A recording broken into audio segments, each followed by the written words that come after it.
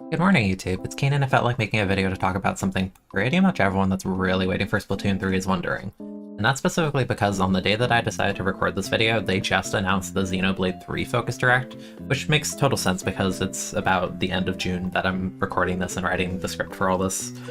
And that game releases about a month from now, a little bit more, but that's it. So naturally people are asking, where's the full Nintendo Direct? And specifically in the case of Splatoon 3, a lot of people are asking when or where is the Splatoon 3 focused Direct? While we don't exactly know when that will be, we can look at the history of Splatoon 1 and Splatoon 2's months leading into launch to get kind of a decent idea and sort of make some theories about it, and that's what this video is going to be focused on. This video is particularly for those who may be newer to the series and not have exactly seen, the history of like everything leading into S1 or everything leading into S2, because I was definitely in the boat where I super got into the game after 1 already launched, so I didn't really know a lot of the pre-release footage, that kind of thing, and how the whole process kind of worked. So Splatoon 1 released on May 28th, 2015, and while I won't talk about every single time they showed the game before launch, I will point out that the first major, completely Splatoon 1 focused video that they released before launch was on May 7th of 2015, which was about 3 weeks before launch. If you compare that to Splatoon 2's launch window and release, when they released their Squid Research Lab focused video, we have a similar kind of gap because Splatoon 2 was released on July 21st, 2017, and its own direct was on July 6th, so that's about 2 weeks before launch. So with these facts and dates in mind, we can think about when to expect the direct and kind of sort of give ourselves a reasonable window to expect it. So we already know at this point that Splatoon 3 is going to launch on September 9th, 2022. So if you ask me, I would expect to see a Splatoon 3 focus direct solely about the game itself somewhere around mid to late August. I think that makes sense, gives us sort of a 2 to 3-ish week window period before the game launches. So that would give us about 2 months until then, which isn't that much longer of a wait. So, we're just waiting. We'll see how it goes. Now, I think this is where the really fun part of the video comes in, and it'll be a lot of sort of like theory craft based upon what we've seen. And you'll see what I mean in a few minutes as I explain here. There's historically, for these kinds of videos, they tend to go over a brief overview of what the game is, how it works. They talk about the weapons, the specials, what makes it a unique game. So using the Splatoon 2 Direct as an example, we saw quite a bit of new content mechanics, single player mode, online mode, new features, all that kind of thing. So we're going to kind of use that as a template and sort of apply that to what we know about Splatoon 3 so far, and I'm going to talk about what I'm expecting to see. So using the Splatoon 2 Direct, they talked about a lot of new mechanics, and they mentioned the store charge, which was new for charger weapons, that the non-scoped charger weapons could build a charge, hold it, swim with it, hold it for about a second, depending on which one you're playing, reposition with it, all that. They talked about the dually dodge roll mechanic, because the dually was a new weapon class introduced into. They showed off the Clash Blaster, which was new to us at the time, the Flings Roller, the Goo Tuber, to emphasize the new mechanic with charge hold on chargers. Goo Tuber's terrible, but it was built with that in mind. It also gave us our first look at the Dapple Dualies, which is the lightweight version of Dually, which was totally new to us at the time. They showed us Autobomb, Toxic Mist, which was a reworked version of Disruptor from Splatoon 1. And beyond those tidbits, we saw specials that we had previously seen in trailers in E3 the previous year. We saw Splashdown, Tentacle, Inkjet, Stingray. I think Inkstorm was named Improper for the first time because we had only seen it, as that cloud. We didn't know anything else about it. And also in that direct, they showed us Baller and Ink Armor, which were totally new specials at the time. Beyond that, they talked about maps and modes, explained the basics of the game, talked about ranked modes, the system, the lettering, League Battle, abilities, especially they talked about new abilities specifically, they talked about Optic Shredder, Thermal Link, Respawn Punisher. They proceeded to talk about Salmon Run, which was new at the time. They talked about the NSO app. They talked about Miiverse Post equivalent, which I still call Miiverse Post, that's not changing. They mentioned the ticket system to help you roll slots on gear more efficiently than Slot 1. It's still kind of tedious, but it was a cool feature. They mentioned land mode. They showed off the little rhythm game you can play in the plaza. They went into details about the single player mode. And then beyond that, they talked about future content that they were planning post-release. They showed off a little teeny tiny bit of Splatbarrel. They showed very brief snippets of Manta Maria, Snapper Canal, which were maps added later after launch. They went into the concept of Splatfest, and then we were introduced to our idols, Marina and Pearl. And then the big thing they capped off beyond that was the announcement of the Splatfest World Premiere, which was basically the test fire, and that was announced for July 15th, 2017, around that period, I believe, which was give or take a week before launch. And before I talk about the Splatoon 3 equivalent and what I'm going to do with all that, I'm going to quickly remind you that if you're not already subscribed and you're enjoying the video, I'd really appreciate if you do it because it's free. I'm pushing for 1,000 subs, we're not that far off.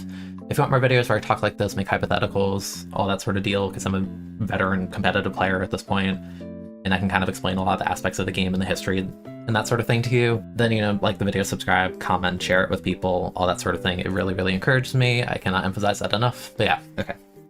So, okay. Using the fact that I just went over the Splatoon 2 Direct as our template, what should we expect and what am I expecting to see?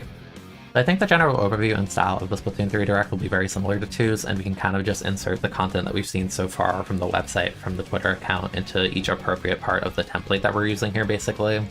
So remember, from this point on in the video, it's just hypothetical and for fun what I'm expecting to see, and what I think is realistic to expect, and we'll see how much of this will actually line up with the Direct that we're probably going to get in about 2 months, assuming I'm correct here. So we'll finally get explanations about the new squid roll mechanic that they showed, because they haven't really explained it in true detail to us, so they'll probably spend a good minute or two talking about that. I think that they're going to show off the splat bow, similar to how they showed off Dually, and talk about how that works in more detail, because we finally saw a little bit more of that in the turf war gameplay that we saw, where it kind of shoots the shots and then the shots land on the floor and they take a second and then they explode. I think they'll talk about that. I think we're very, very likely to see either a lightweight version of the bow, sort of similar to how we showed dapple dualies after we had only seen normal dualies, or alternatively they could show the heavyweight bow equivalent. I think that could also be fun. They'll likely talk about sub-weapons again, and we'll see the angle marker because it's essentially a reworked point sensor. I think they'll show off more sub-weapons that we've seen before, maybe they'll show off another new one or two. And I think this is the point in the Direct where maybe we'll finally get a definitive answer about what happens to Fizzy Bomb and Torpedo from Splatoon 2, because they kind of patched those into Splatoon 2 very late into its life, and a lot of people at the time were theorizing, oh, is that a teaser for the next game? But at this point, it's been so long, I don't know if we'll actually see those or not, so I think this will be a good and appropriate time for them to say, hey, they are in the game, or they'll pretend like they didn't exist and sweep them under the rug. And actually, on the concept of GooTuber, when I was writing the script for this video, I wouldn't actually be surprised if they show off a new weapon that's gimmick relies on the squid roll to kind of rock different modes. And what I mean by that is sort of like how Splatoon 2 introduced dualies and had the dodge roll mechanic. You have a weapon like Luga where it has a standing fire mode, but you have another turret mode that you need to roll and stand still to activate. I wouldn't be surprised to see a weapon that works like that for Squid Surge, that it acts buffed after the fact. So I would maybe expect that. Beyond that, I would expect more detailed explanations about our new specials, because we have seen them, we have the general gist of what they do, but they'll kind of talk about a little bit more of the nuances of them, sort of the things a lot of people theory craft in terms of thinking how good or how weak will these specials be. Sort of like, if I'm in the crab and I'm rolling, does the crab have HP? Can they break it? Can I die while I'm rolling? How quickly can I transition modes? Can someone die if they're grappling to a target or a wall to zip past, or are they invincible until then? Those types of questions. I'm expecting those types of questions to be answered, or, you know, get a little more detail on that sort of thing. And they'll probably throw in a new special or two that we haven't seen yet, sort of similar to the ball or ink armor thing, just to spice it up and be like, hey, look at the new shiny thing, ooh, pretty, don't you want to use it, ooh.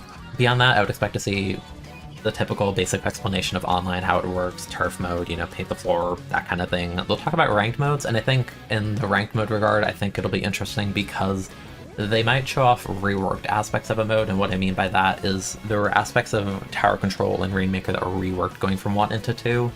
In Splatoon 1, if more people were riding on the tower, it would move more quickly. There was no checkpoint system in tower control in 1. But 2 reworked it that the speed of the tower is always the same on the way to a checkpoint, but if you have multiple people on the tower at a checkpoint, the checkpoint will go faster. That's how they reworked that mode. For Rainmaker, they changed how the shot of the Rainmaker works completely. It acts more like a sort of AoE explosion bomb delayed sort of thing in 2, but in 1 it was just this giant hitbox that would get cut off by walls and pieces of stage geometry that if you got clipped by any part of it at full charge, you would just die instantly. So if they change anything in regards to that, I would expect to see that here. They'll probably also talk about ranked League a bit, sort of like how we have League powers in 2 and XP, top 500, that sort of thing in Splatoon 2. They'll probably mention stuff like that here. And I think this is the part of the Direct where they'll probably talk about the new nameplate system sort of thing, where you can unlock titles that you can kind of put on as you go into online battles, and they'll talk about how you can unlock that in turf, single player, whatever, however it works. They'll mention all that sort of stuff. After this, I'm probably expecting to see a little bit more of Salmon Run, because while we did have the one Salmon Run trailer that lasted a couple minutes, they'll probably, you know, talk about the new map, give it a proper name, they'll show the egg mechanic throw again, talk about it being like, oh, the longer you throw it, the more ink it takes, that sort of thing. And they'll probably either throw in a new boss or two, sort of like the Flipper Flopper and the Fish Stick. I would either expect that, or they'll talk a little bit more about the big Salmonzilla looking thing, King Salmon, that thing. They'll probably talk about that more. Then they'll probably talk about something where they mention Inklings and Octolings use their phones to stay up to date in the hip world of Splatsville, and you can use your own phone with the Nintendo Switch Online app to use the improved Splatoon 3 part of the app to stay fresh and get the hip scared. They'll probably do something like that. I wouldn't expect it to work that differently from 2s, though I do hope they have more information in the actual game as opposed to, you know, needing to pull up the app to see how many times I die, a game that's kind of annoying. And they'll show off spots on maps in the plaza where they're like, oh, you can draw a Miiverse post looking thing, and they'll show off this pretty art that they always have, and, you know, Western floppies will always get Among Us art. They'll probably mention the ticket system if that does return. Maybe it'll be revamped to not work on a 20-game system and you can only do one at a time, something like that. Like, I like the idea of it, but I think it could be done better, so maybe they'll mention that. I think they'll mention the Splatoon 1 style minigames where you could play those in the plaza in 1, or you could play them on your gamepad in the lobby in 1, but in 2 they kind of got rid of all those and just gave us the rhythm game, which is cool in its own right, but it'd be cool to have both or some kind of mid-ground there. Beyond that, I think they'll go into single-player content and they'll talk about the fuzzy Octolings, the setting, the story, your role as agent, this is to save the world from this, that sort of deal. And then I think beyond that, they'll tease a bit of post-launch content, because they'll say, like, hey, yeah, the game releases September 9th, but we have more content planned beyond that to keep you interested, and they'll show off a new map or two we haven't seen, sort of like the Manta Snapper thing. And maybe if we're lucky, we'll get to see another new weapon, sort of similar to how they showed Spotbrella in 2 as a teaser. Beyond that, I think they'll finally cap it off with sort of their big thing, sort of similar to 2, where they finally show off, you know, news in the plaza, and then they'll transition from that into the new idols. We'll get a look at their designs, see how they are, their personalities, that sort of thing. My Twitter feed will be completely inundated by art and moments after the fact, as if people have been drawing them from hours, and it's always impressive to me, but, you know, it's always really fun to see. It's nice to see that kind of excitement. Then I think as a final note to truly end off the Direct, they'll announce a test fire date, which will probably be a week or 2 before launch to get people really interested and to get a lot of new people that may not have played Splatoon 1 and 2 to try it for the first time, and I think that'll be fun, and they sort of encourage you to, like, hey, we showed you all these things today, you should take what you've learned and try and test out your own skills in the world of Splatsville Turf War battles, that kind of thing. But, you know, that's all just hypothetical, and that's what I'm expecting, and that's sort of how I'm playing the Direct out in my mind. There could be things that aren't included that I mentioned, there could be things that are completely scrapped entirely, but hey, that's just hypothetical and how I'm playing the Direct out in my mind. But in the end, I hope this video gave you a good idea for when to expect the Direct, what sort of things to expect from it, and I hope it kind of made you excited for Splatoon 3 when we do eventually get this Splatoon-focused Direct. Once again, this has been Keen Says Good Morning, and I encourage you to subscribe for more, and I'll catch you guys next time. Have a good one.